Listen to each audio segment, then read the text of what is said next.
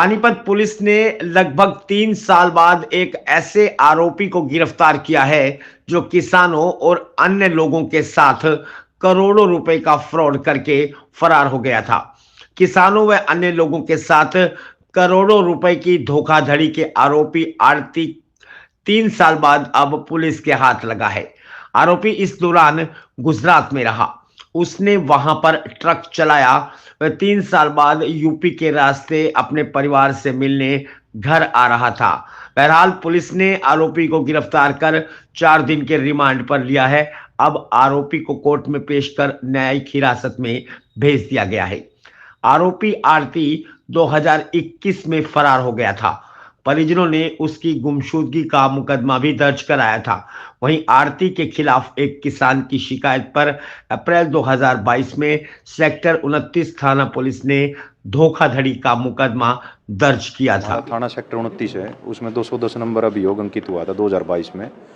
उसमें कुछ किसानों ने अपनी कंप्लेंट दी थी कि जो है यहाँ अपना अनाज मंडी में प्रोप्राइटर हलवंत के नाम से कोई दुकान है और वहाँ अपने कमीशन एजेंट का काम करते थे। उन्होंने वहाँ पर अपनी फसल डाली थी और वो जो है फसलों के पैसे ना देकर और उनके फसलों के और ब्याज के पैसे लेके भाग गया। ये 2022 में एफआईआर दर्ज हुई थी, तभी से इन्वेस्टिगेशन जारी थी। तो बेसिकली जो हलवंत है उनका लड़का है करमवीर, वो प्रोप्राइटर था, वो इसका सारा काम, ये दुकान का सारा आड़त का काम, वो कमीशन का वो संभालता था। तो करमवीर के जब उस पर उसको पैसे नहीं दिए गए तो करमवीर 2022 में घर छोड़ के नवंबर 21 में घर छोड़ के भाग गया था। तो उस समय इनके परिजनों ने एक मिसिंग की कंप्लेंट भी दर्ज करा दी थी। तो अभी 4 दिन पहले हमने सूचना मिली थी कि भाई गांव सनोली के आसपास जो है करमवीर है वो घूम रहा है। तो हमने उसको वहाँ से राउंड अप किया, पूछताछ के बाद गिरफ्तार किया और हमने उसका 4 दिन का रिमांड लिया था।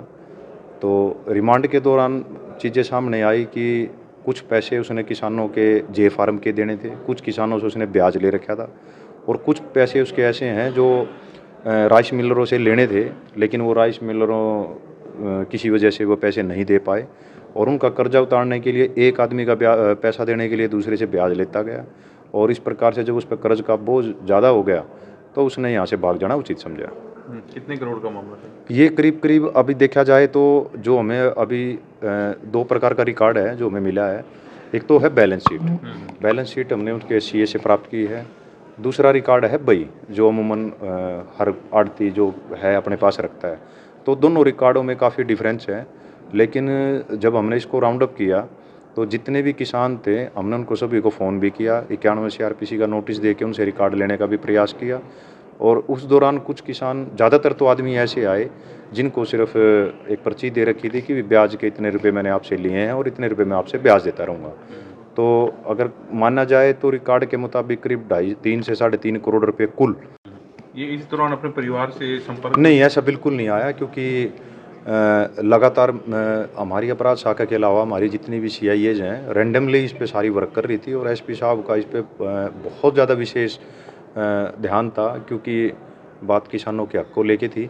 लेकिन इसमें किसानों का जो पैसा था जे फार्म वाला, वो जो हमारे रिकॉर्ड के मुताबिक है वो कम था, ब्याज वाला पैसा ज़्यादा था।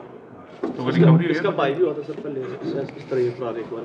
नहीं, जो नहीं वो मेरे संज्ञान में नहीं है। इसके रिकवरी हुई बारे सर में किस में कुछ? नहीं, रिकवरी तो ये है कि ये जब यहाँ से भाग गया तो ये जो इसने बताया गुजरात रहा है, ये ट्रकों पे काम किया है और हमने जो इसके अकाउंट वगैरह, इसकी प्रॉपर्टी की डिटेल भी हमने सारी प्राप्त की इस रिमांड के दौरान। इसने कहाँ कोई पैसा इन्वेस्ट कर रखा हो, कोई बैंक खाते खुले हुए हों या इसने कोई प्रॉपर्टी ले रखी हो, हमें कोई भी ऐसी प्रॉपर्टी कहीं से नहीं मिली।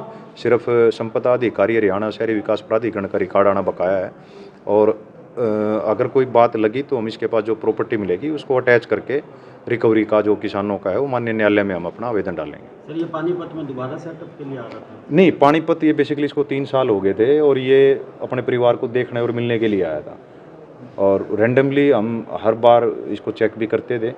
तो अब की बार जैसे इसने पानीपत जैसे आने का प्रयास किया घर वालों से मिलने के लिए, हमें ये सोचना है। परिवार वालों ने समझ लिया था कि कोई अनहोनी होगी उसके साथ ऐसा? हाँ, देखो हमारी इन्वेस्टिगेशन में तो ये आया था, परिवार वालों को नहीं पता, क्योंकि मैं खुद भी और एक बार तो श्री मयंक मिश्रा जी आईपीएस हैं, वो खुद गए थे और उन्होंने भी काफ़ी सार्थक प्रयास किए थे इसमें। तो हमारी इन्वेस्टिगेशन में अब तक ऐसी बात नहीं आई थी कि परिवार वाले इसके संपर्क में हो। तो वेशभूष बदल के रह रहा था कि वैसे नॉर्मल? नहीं, बस गुजरात था ये, इसने कभी यहाँ संपर्क किया ही नहीं।